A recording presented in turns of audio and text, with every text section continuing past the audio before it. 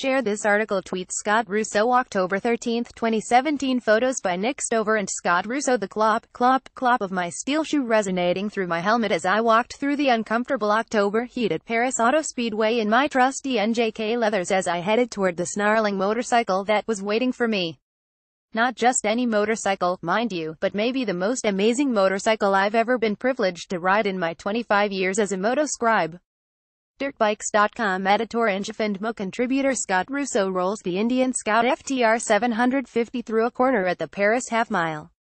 Russo was one of a select few journalists to ride the bike, which won the American Flat Track Twins Championship with Jared Meese aboard in its debut season. Photo by Nick Stover.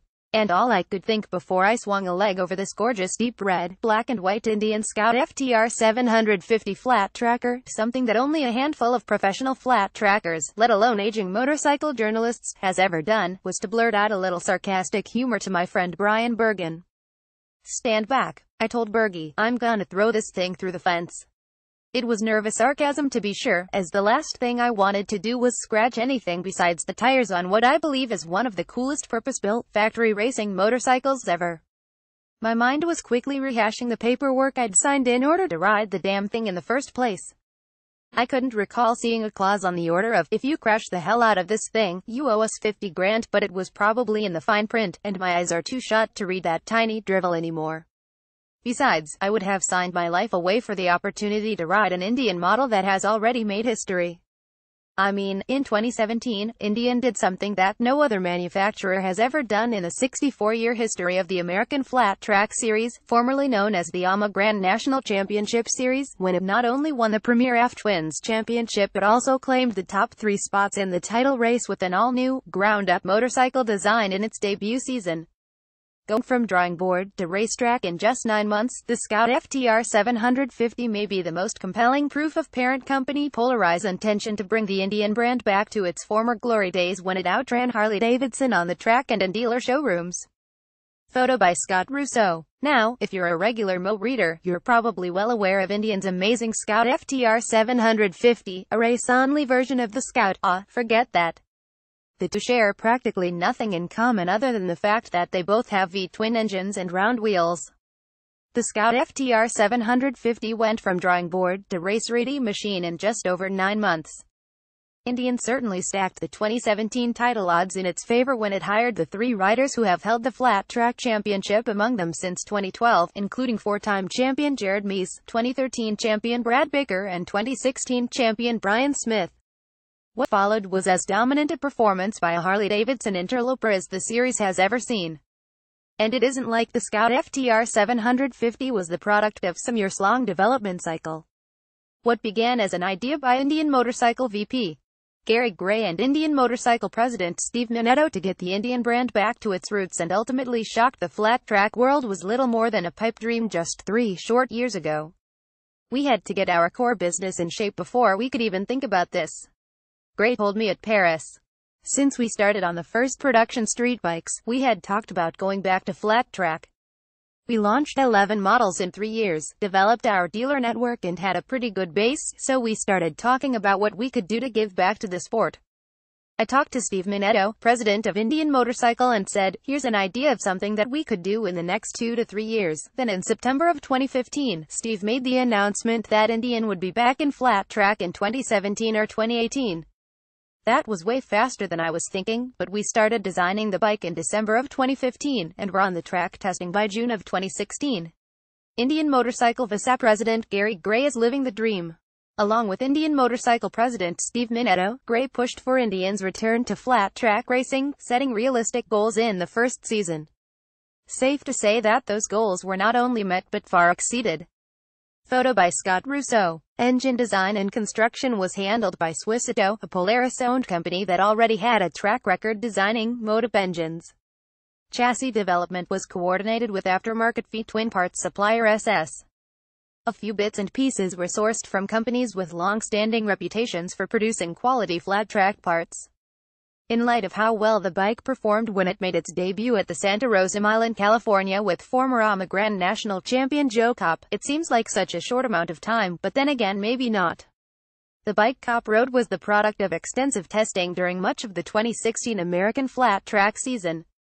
What we did was we would rent the track after every round so that we could test on good tracks, and we finally got it to where we felt we could make the main event by the last race of the season. Gray said, "You can test all you want by yourself, but it's not a real test until you're in a race. So we got Joe to ride the bike at Santa Rosa, and he qualified in our first heat, won the Dash for Cash and ran really well in the main. That was a really good test." With the announcement that Indian had hired Smith, Meese and Baker, everything seemed to fall into place, but the tremendous risk in that move is not lost on Gray.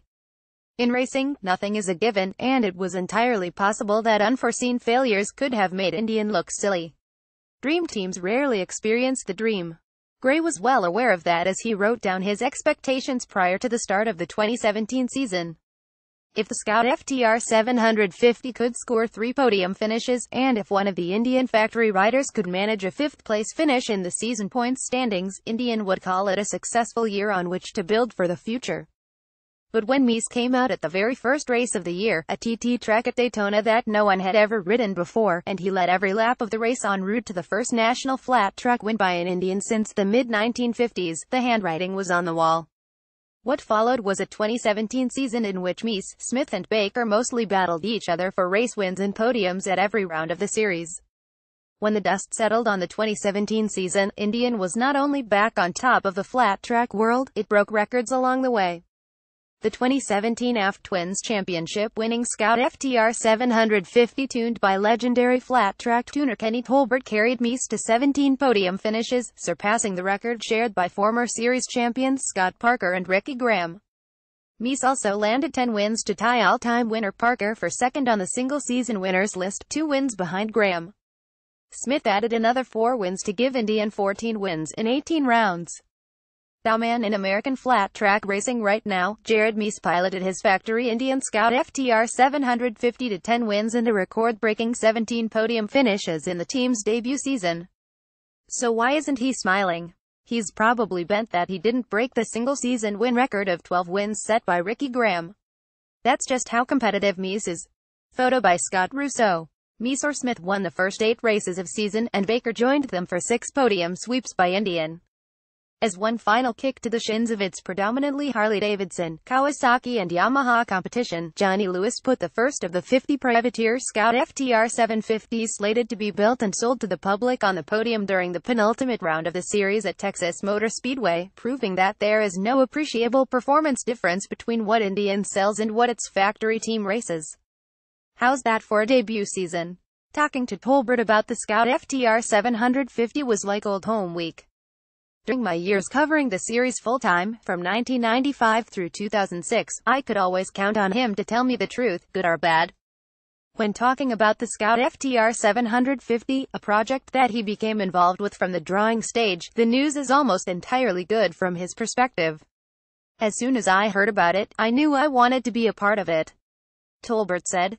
We started looking at the drawings, and I told them, we gotta have this, and we gotta have that, and this is where the engine needs to be in the chassis. We took the dimensions right off the Harley and went from there. Swissito built such a great compact engine. We spent a lot of time messing with crank inertia, flywheel mass and sizes. It's a great bike. It's everything you'd want in a dirt track racing engine. I wanted to experience the Indian's magic, but I was also a little more than scared at the same time. As a former Pro-Am flat track racer, I have a reasonable amount of experience turning left on dirt ovals, but it had been over 15 years since I last slid into a curve on the super sticky clay of the half-mile Paris Auto Speedway track, and I didn't want to look like a dumbass. I was 4th in line to ride the machine, a smart move I thought, unless one of the journalists ahead of me managed to toss the thing, which would probably have ended our day. Soon enough, it was my turn. No time to think about it or talk myself out of it. Before I knew it, I was letting out the clutch and pulling onto the track. While Russo only got 5 laps aboard the Scout ftr750, they spoke volumes about just how advanced the Indian is compared to its competition. Its engine is rocket ship fast yet smooth as silk, and its chassis is amazingly well sorted. Indian selected the best flat track riders in the world to race the bike, but you don't have to be one of them to appreciate just how cool the bike is. Photo by Nick Stover. Each of us would only get 5 laps plus the cool-off to gain a perspective on the Scout ftr750. 5 laps. Just a taste. Drug dealer tactics. The first high is free and then you start paying. That said, in those 5 laps I remembered quite a lot, and it was amazing to me how my stint brought me right back to the last 750cc flat tracker I'd ridden on a half-mile, 12 years ago, when I was granted the opportunity to ride series champion Chris Carr's Tolbert-tuned Harley-Davidson XR750. Boy, was Carr ever right when he proclaimed after testing the Scout ftr750 for us at Santa Rosa last year that this was the kind of bike Harley-Davidson should have built 15 years ago. Related Indian Scout ftr750 ride review. For starters, despite its aggressive, athletic exhaust note, the Scout ftr750 is sewing machine smooth. I never felt a hint of vibration through the handlebars or its thinly padded carbon fiber seat. I couldn't say the same about Carr's XR all those years ago, and Tolbert confirmed in my mind what my hands, feet and butt had already told me. It has counterbalancers, the way they did it, and it's so electric, he said. It doesn't shake at all. Immediately trying to get a feel for the Scout ftr750's power delivery, I went ahead and whacked the throttle as much as I dared, and its fuel-injected V-twin responded with the most linear yet forceful pull I've ever experienced on flat-track machine. Harleys I've ridden have a lot more flywheel effect, so they tend to be a little slower to regain lost revs, but at the same time that stored energy will grab traction and suck you into a corner if you back off the gas, which can be a harrowing sensation if you're not ready for it. The fast Harley guys very quickly learn to manage that power delivery and keep the XR's tractorable engine singing in a happy place that allows them to convert that flywheel mass into drive. Here again, Tolbert backed up that feeling after the fact. So why is this man smiling? Kenny Tolbert was already a legendary tuner with 9 AMA flat track titles under his belt before he signed on to help Indian with the Scout ftr750 project. Now Tolbert has 10 titles in the bank, and he is confident that he and Mies can partner up to win some more. Photo by Scott Russo. You can feed it the gas, and it just picks up its feet and goes. Tolbert said. The Harleys, even when you pick up the gas, they don't really go. On top of that, the pushrod, 12-valve XRs have always paid a penalty for their perfect power delivery by running out of RPM up top. In an effort to stay competitive, XR750R teams have stretched that upper RPM limit far beyond what the factory ever intended, drastically shortening engine life, which has only added to maintenance costs in the latter years of the XR's amazing run at the top of the sport. Where the Indian Scout ftr750 trumps the Harley is in its ability to spin at higher RPM while also being super tractable. In fact, the bike I rode at Paris, which Indian officials told me wasn't detuned in any way, had one of the most linear-feeling racing engines I've ever experienced. When you gas it, it hauls ass, but when you let off, it doesn't keep trucking into the corner, which made it extremely easy to ride and not at all as intimidating as I thought it would be. The chassis is equally impressive. American flat track rules mandate a minimum weight of 310 pounds for twins, but the Scout FTR doesn't feel that heavy at all. Indian obviously got the chassis right. Really right. It steers with surprising precision without feeling top-heavy or otherwise cumbersome. Journalists weren't the only ones to sample the Scout ftr750 at Paris Auto Speedway. Motorcycle industry icon Tom White strapped on his skid shoe and hopped aboard his own personal Scout ftr750 to make a few laps. White was the first customer to take delivery of one of the 50 copies being sold to the public. Photo by Nick Stover.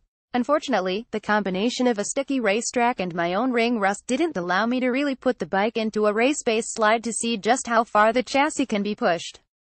On the precious few occasions that I did feel it start to back into turn 1, the bike didn't impart a sketchy feel at all, and it would easily fall right back into line as I applied a heavy dose of throttle through the apex and off the corner. This last part was the fun part, as the Scout ftr750 builds rev so quickly and willingly that it felt like a rocket down the straightaways. I'd place the pucker factor squarely in the 10 column. Related 10 best motorcycles at Tom White's early years of motocross museum. Are there any weak points in the design? Well, there were, but as Tolbert points out, Indian was really responsive to input by him and Mies during the testing phase. Coming into the season, both men were confident that they had what they needed to win.